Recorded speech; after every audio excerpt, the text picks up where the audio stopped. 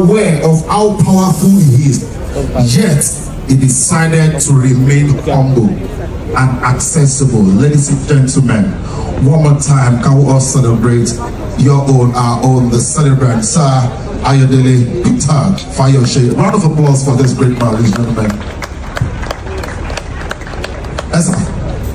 Esa, good to see you again. My own, I'm not asking for so.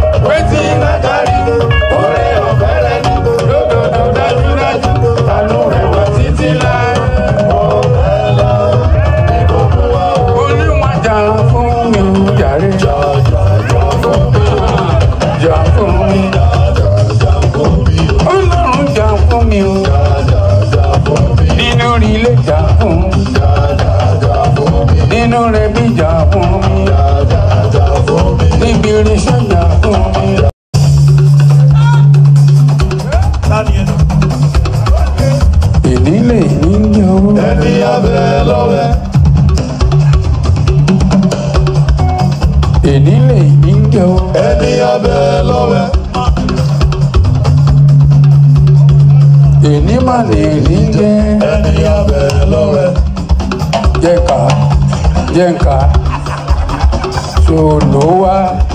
Solowa mi,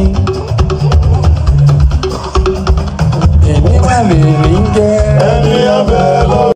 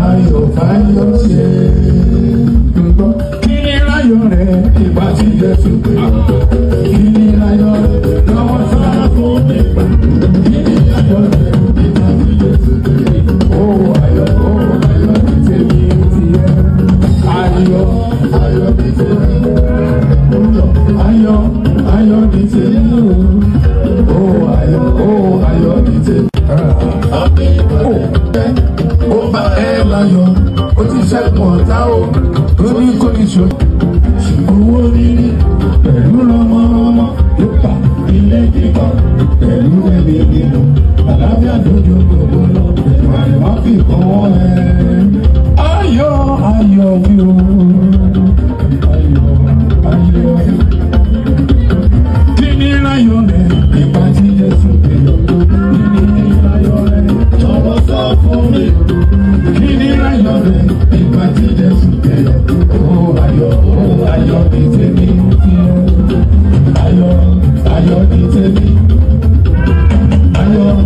ayọ̀ ní tèmi o, ayọ̀ ní tèmi. Ọ̀tá ń lé wọn ò lè bá ẹ. Ó sáré títí lọ́dọ̀ Jésù. Oní Jésù olóore ọ̀fẹ́. Olúwa ló ń sọ wípé nípa èso wọn la ó fi mọ̀ wọ́n. Nípa ìwà wọn la ó dá wọn lẹ́jọ́. Gbogbo yìí mo wí n ò mọ lólóbì kan. Àkúnlẹ̀yọ̀ òun làdáyébá. Mo délé ráyè ó já ìtọ̀nà òwò. Òun kì í lọ inú oró lóko. Mo já ti yá iṣẹ́ yá mi wéréwéré. Mo já tọ̀gẹ̀dẹ̀ kó lè dẹ̀mí lọ́rùn. Mo já ti tọ̀nà ọ̀pẹ o. Ọ̀pẹ ní sólèkùrọ̀ orí àkóbékùrọ̀ orí ẹ̀rọ abóhùnyè kòróró. Àkọ́kọ́ dáyé ni mo ti jáwé ọlá. Àṣẹ̀ṣẹ̀ dáyé ni mo ti jáwé àtọ́. Kókókókó làwọn bọ́ nílé àárọ̀. Ẹni máa wò fẹ́ kí n gbàgbọ́ rẹ̀ yóò bẹ̀rẹ̀ tí o lè.